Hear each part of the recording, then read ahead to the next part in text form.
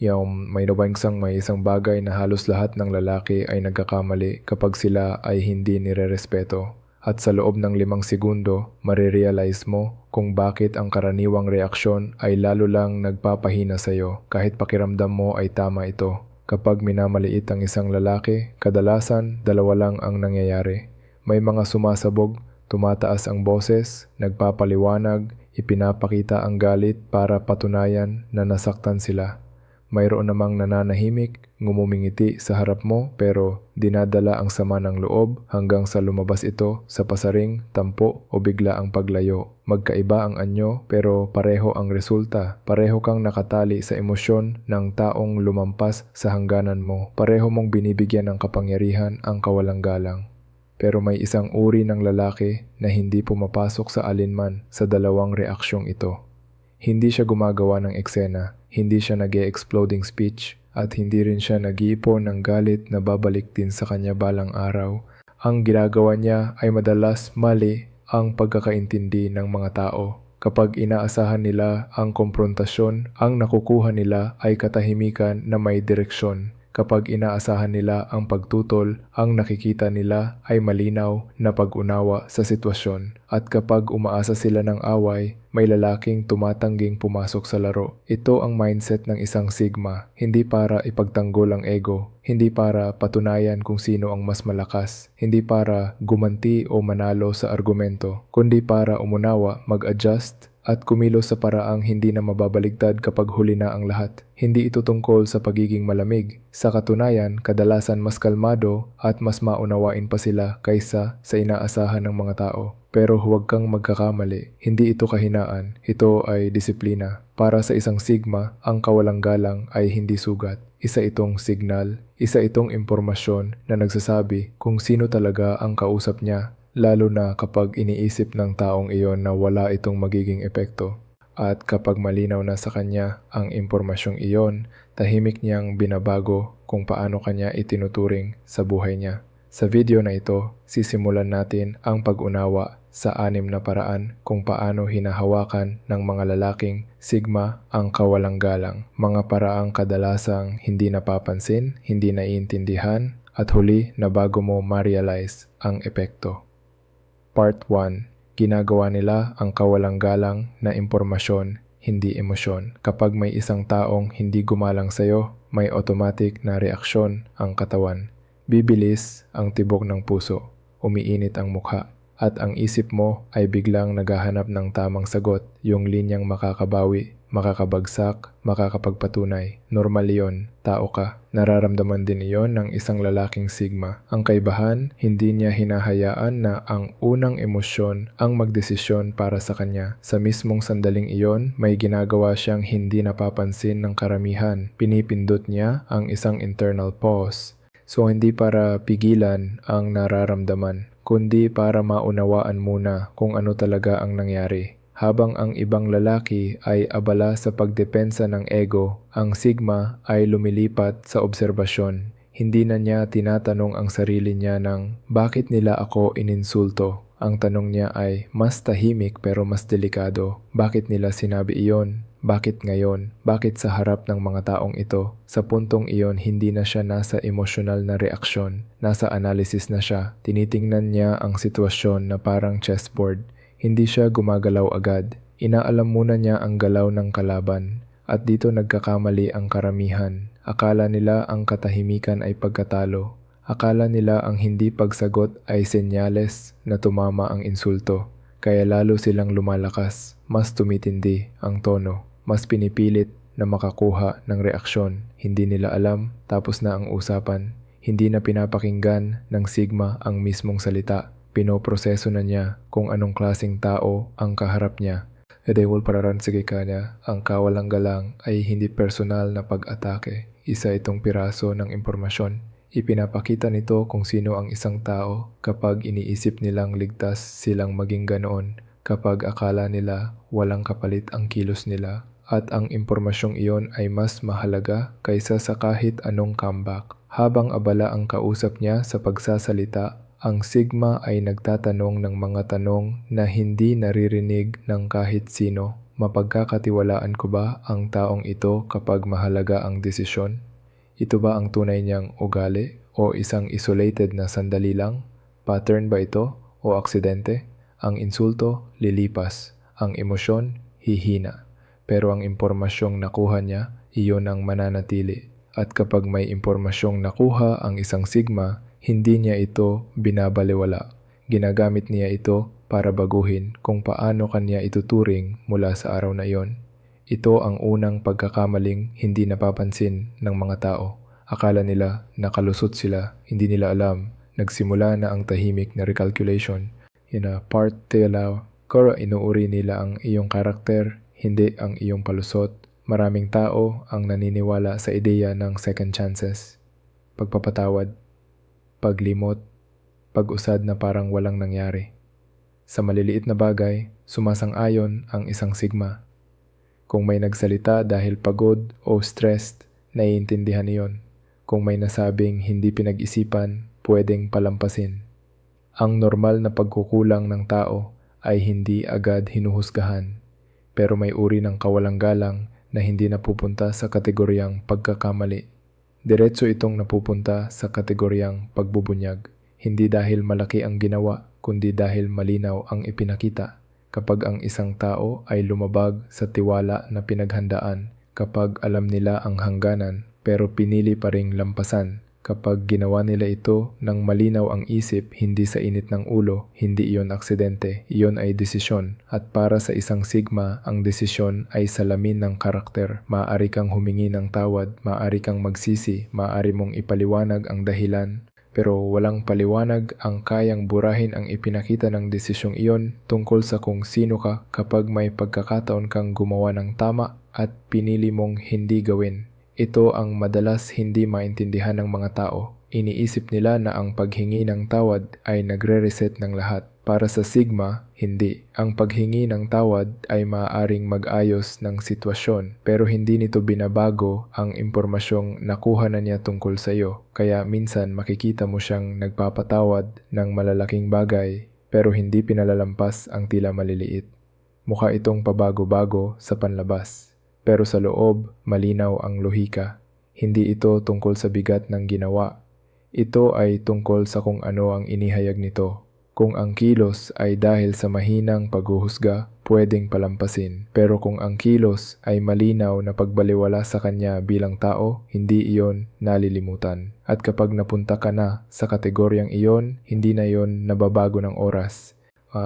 Madaro kang bumalik pagkalipas ng mga taon, mas maayos, mas responsable, mas maingat. Pero ang unang ebidensya ay nandun pa rin. Hindi dahil masama ang sigma, kundi dahil malinaw siya. Ang masakit na bahagi, hindi niya sasabihin kung saan kanya inilagay. Walang lecture, walang anunsyo, walang closure. Malalaman mo lang sa isang bagay kung nariyan pa rin ba siya sa buhay mo o hindi. At kadalasan, sa oras na mapansin mong nawala na siya, matagal na niyang ginawa ang desisyon. Part 3. Tahimik kanilang inaalis sa kanilang buhay. Kapag hindi mo iginalang ang isang sigma, huwag kang maghintay ng pagsabog. Walang sigawan, walang mahabang usapan tungkol sa boundaries, walang dramatikong paghihiwalay. Ang nangyayari ay mas simple at mas permanente. May isang desisyon na ginagawa sa loob, isang tahimik na recalculation.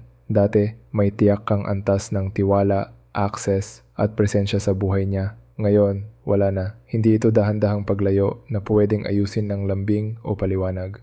Ito ay kintong malnaw na pagbaba ng ranggo, kompleto, tahimik at hindi na binabawi. Ang mga tawag na dati niyang sinasagot agad, biglang hindi na. Ang mga imbitasyon na dati kang kasama, tumitigil na lang. Hindi dahil galit siya, kundi dahil kapag iniisip niya kung sino ang mahalaga sa buhay niya, hindi ka na kasama sa listahan. At ang espasyong iniwan mo, hindi niya pinupuno ng argumento o sama ng loob, hinahayaan lang niya itong maging bakante. Ang walang laman na espasyo ay hindi nakikipagtalo. Hindi rin ito nakikipagnegosasyon. Nariyan lang at doon nagsisimula ang kalituhan ng mga tao. Isang buwan, normal ka pa sa buhay niya. Pagkalipas ng ilang buwan, mapapansin mong bihira na siyang magparamdam. Pagdating ng mas matagal, marirealize mo na may malaking nagbago, pero hindi mo matukoy kung kailan. Iyon ay dahil ang tunay na sandali ng pagputol ay hindi kailanman nangyari sa harap mo. Nangyari ito sa loob niya. Sa oras na maramdaman mo ang epekto, niya. Tapos na ang usapan, matagal na. Ang mahalagang maunawaan dito, hindi siya lumilikha ng distansya dahil galit siya. Kung galit siya, may posibilidad pa ng pagbabalik. Ang ginawa niya ay baguhin ang buong istruktura ng kanyang mundo. At sa bagong istrukturang iyon, wala ka ng puwang. Hindi ka rin niya tinuring na kaaway. Ang kaaway ay mahalaga pa rin para paglaanan ng emosyon. Ikaw ay naging neutral. At ang neutral ay mas malamig kaysa puot. Kung susubukan mong bumalik, ang matatanggap mo ay maayos pero malamig na pakikitungo. Walang sama ng loob, walang init. Parang isang estrangherong may alam lang ng ilang detalye tungkol sa kanya at yon ang punto na hindi na mababaligtad. Dahil ang galit ay nangangahulugang mahalaga ka pa. Ang kawalang pakialam ay nangangahulugang tapos na. Sa oras na mapansin mo ito, matagal ka nang wala sa buhay niya. Kahit akala mo ay kakasimula pa lang. Part 4, kumilos sila ayon sa kanilang timeline, hindi sa iyo. Isa ito sa pinaka nakakalitong parte para sa mga tao. Kapag hindi mo nirerespeto ang isang sigma, wala kang makikitang agarang reaksyon. Hindi siya makikipagtalo, hindi siya magle-lecture, hindi ka niya paparusahan sa mismong sandali. Kaya magre-relax ka, iisipin mong ayos lang. Akala mo lumipas na. Pero ang totoo, nagsimula pa lang. Ang bawat kawalang galang ay naitatala, hindi sa galit, hindi sa sama ng loob, kundi bilang datos. Hindi kanya sinita noong Enero, wala siyang sinabi, ulit mong ginawa noong Pebrero, tahimik pa rin siya, mukhang normal ang lahat. Pero sa bandang mga susunod na buwan, mapapansin mong may kakaiba na. Iba na ang tono, iba na ang presensya, iba na ang pakikitungo. At magsisimula kang magtanong, kailan nagbago? May nagawa ba akong mali kamakailan? Iyan ang problema. Ang hinahanap mong sagot ay wala sa kamakailan. Para sa iyo, ang ginawa mo noon ay ordinaryong araw lang. Isang biro, isang komento, isang maliit na paglabag na hindi mo na nga maalala. So ang prior sa dekaranya niyo ay impormasyon.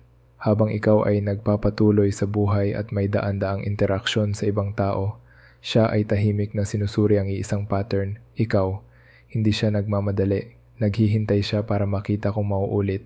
Kung aksidente lang ba o kung ito talaga ang ugali mo. At kapag sigurado na siya, saka lang siya kikilos. Dito nalilito ang karamihan. Dahil kapag dumating ang epekto, matagal na ang lumipas mula sa sanhi. Wala ka ng reference point. Hindi mo maalala kung ano ang dapat mong ipagtanggol o ipaliwanag.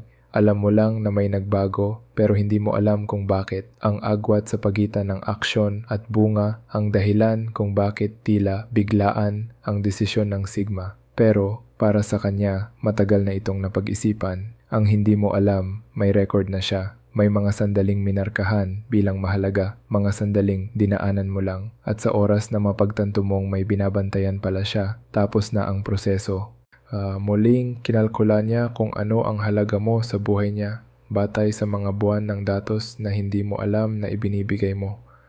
At ang desisyong yon ay hindi nagbabago dahil lang ngayon mo palang naintindihan. Part 5. Tumitigil silang ipaglaban ka kapag wala ka. Bago pa man mangyari ang kawalang galang, may isang bagay na ginagawa ang sigma na kadalasan hindi mo napapansin. Pinoprotektahan ka niya kahit wala ka. Kapag may nagsalita ng masama tungkol sa iyo sa likod mo, pinipigilan niya yon. Kapag may nagduda sa intensyon mo o sa mga desisyon mo, kusa kanyang ipinagtatanggol. Hindi dahil kailangan mong humingi, kundi dahil kabilang ka sa bilog niya. Kapag mahalaga ka sa isang sigma, automatikong umiiral ang proteksyong iyon. Pero pagkatapos ng kawalang galang, biglang nawawala ang lahat ng iyon. Hindi dahil gusto ka niyang parusahan. Hindi dahil may galit siya. Kundi dahil nagbago ang tingin niya sa'yo. Sa loob-loob niya, may nag-shift. Mula sa pagiging mapagkakatiwalaan, napunta ka sa pagiging neutral.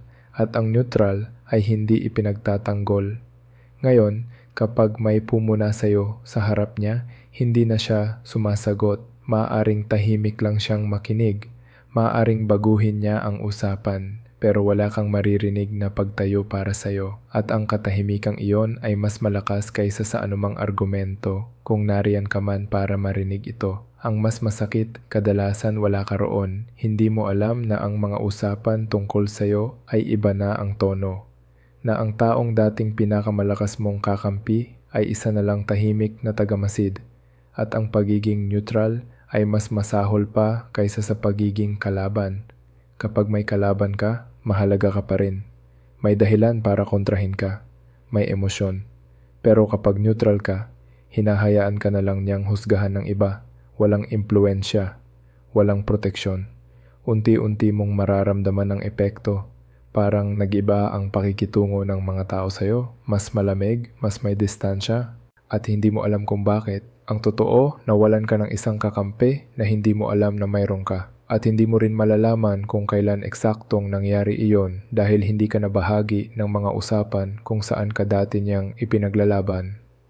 Part 6. Ginagawa nilang walang silbi ang iyong mga laro. May mga sitwasyong sadyang idinisenyo para hilahin ka pababa. Isang hamon sa harap ng iba, isang insultong may audience, isang linya na malinaw ang layunin, pilitin kang mag-react. Ang instinct ng karamihan ay lumaban, sumagot, patunayan na hindi ka mahina, ipakita sa lahat na hindi ka pwedeng tapakan. Iyan ang inaasahan ng taong nagsimula nito. Doon gumagana ang laro. Nararamdaman din iyon ng isang sigma. Nariyan ang pagnanais na gumante. Nariyan ang tukso na pumatol. Pero bago siya kumilos, may isang tanong siyang itinatanong sa sarili niya. Isang tanong na biglang binabasag ang buong eksena. Bakit kailangan ng taong ito na makipagkumpetensya sa akin? Sa sandaling pumasok ang tanong na iyon, nagbabago ang lahat. Hindi na ito tungkol sa panalo o talo. Hindi na ito tungkol sa imahe. Naintindihan niya na ang ganitong hamon ay kadalasang galing sa kakulangan. Isang taong kailangang magmukhang mas malaki sa pamamagitan ng pagpapaliit ng iba. At kapag malinaw na iyon sa kanya, ayaw na niyang pumasok sa laro. Hindi niya tinatanggap ang hamon. Minsan tatango lang siya. Minsan sasabihin kung iyan ang tingin mo. At pagkatapos, babalik agad siya sa ginagawa niya. Iyon na. Ang hindi pagtugon ang pinakamabigat na suntok dahil ang galit ay reaksyon at ang pagsuko ay reaksyon din. Pero ang kawalang pakialam, iyon ang kawalan ng laro. Ang lahat ng enerhiyang ibinuhos para ma-provoke ka ay walang tinamaan, parang suntok sa hangin. At ang masakit para sa kanila, nakita ito ng lahat. Pumasok sila na puno ng init, umalis silang parang ingay lang sa background. Hindi nanalo ang sigma, mas malala pa roon, ginawa niyang walang saysay ang laban. Entering Joe ang antas ng kontrol na hindi kayang tapatan ng kahit anong comeback o argument. Sa puntong ito, malinaw na kung bakit iba ang epekto ng isang sigma kapag hindi mo siya nire-respeto. Hindi siya bumababa sa antas ng laro, binubura niya ang laro mismo. Ending, ang katahimikan ang huling desisyon. Maraming tao ang naniniwala na ang tunay na lakas ay makikita sa kung gaano ka kaingay kapag hinamon ka, sa bilis ng sagot, sa talas ng comeback, sa lakas ng emosyon. Pero ang sigma ay gumagalaw sa ibang antas. Hindi niya kailangang ipagtanggol ang sarili niya sa bawat sandali. Hindi niya kailangang ipaliwanag kung bakit siya karapat-dapat igalang. At lalong hindi niya kailangang manalo sa bawat laban para patunayan ang halaga niya. Kapag hindi mo siya nirerespeto, hindi ka niya sinisira, hindi ka niya hinihiya, hindi ka niya ginagantihan. Ginagawa niya ang mas tahimik at mas permanente. Kinukuha niya ang impormasyon. Inaayos niya ang posisyon mo sa buhay niya. At kapag tapos na ang desisyon, kumikilos siya nang hindi na bumabalik. Walang anunsyo, walang babala, walang eksena. Sa isang araw, mapapansin mo na lang na wala na siya ron. Wala na ang access, wala na ang impluensya, wala na ang proteksyon. At ang pinakamasakit na bahagi, hindi ka galit na galit sa kanya, nalilito ka. Dahil hindi mo alam kung kailan ka nawalan ng pwesto. Hindi mo alam kung aling sandali ang nagbago ng lahat. At sa oras na maintindihan mo, tapos na. Ito ang kapangyarihan ng disiplina. Ito ang lakas ng kalinawan. At ito ang dahilan kung bakit ang katahimikan ng isang sigma ay hindi kahinaan, kundi ang huling desisyon. Kung may nakuha kang aral dito, dalhin mo ito sa paraan ng pakikitungo mo sa mga tao. Hindi para manakot, hindi para mangontrol, kundi para igalang ang sarili mo nang hindi kailangang patunayan ito. Salamat sa panonood at kung handa ka nang magpatuloy, piliin ang susunod na video sa screen.